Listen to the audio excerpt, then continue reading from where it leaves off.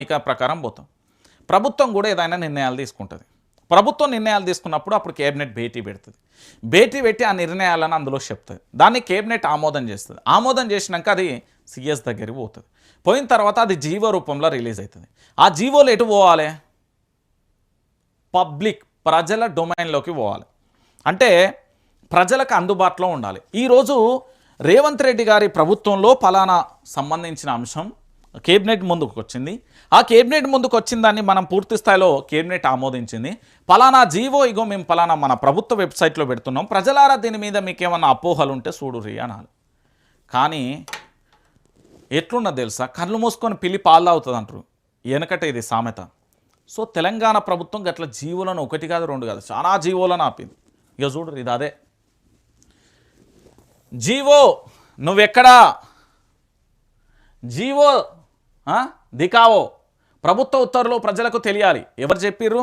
మనం నమ్మే రాజ్యాంగం, మనం నమ్ముకునే కోర్టు చెప్పింది. 15,000కు పైగా జీవోలను దాచిన కాంగ్రెస్ ప్రభుత్వం. ఒకటి కాదు రెండు కాదు. ఓ అన్న ఇంటున్నావానే, 100 కాదు 1000 కాదు 15,000కు పైగా కూడా జీవోలను దాచేసింది కాంగ్రెస్ ప్రభుత్వం. మళ్ళా ఇది మన ఇందిరమ్మ రాజ్యం.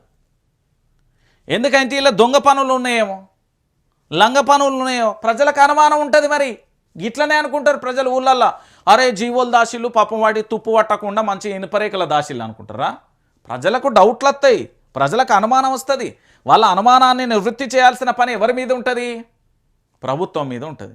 మరి ఈరోజు ప్రభుత్వమే జీవోలను దాస్తే ప్రజలకేం సమాచారం ఇస్తున్నట్టును అని హైకోర్టు అడిగింది.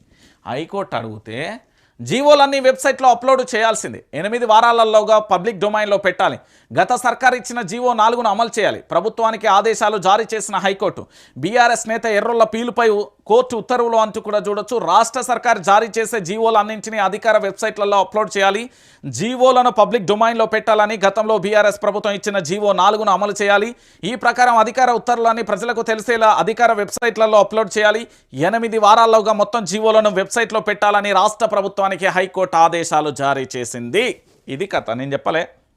ప్రభుత్వం ఏదైనా నిర్ణయం తీసుకున్నప్పుడు ఆ నిర్ణయం మంచి నిర్ణయమా కాదా అనేది తేల్చాల్సింది ప్రజలు. ప్రజల చేత ప్రజల కొరకు ఎన్నుకోబడిన నేతలు తీసుకునే నిర్ణయాలు ప్రజల కోసం ఉన్నాయా వాళ్ళ కోసం ఉన్నాయా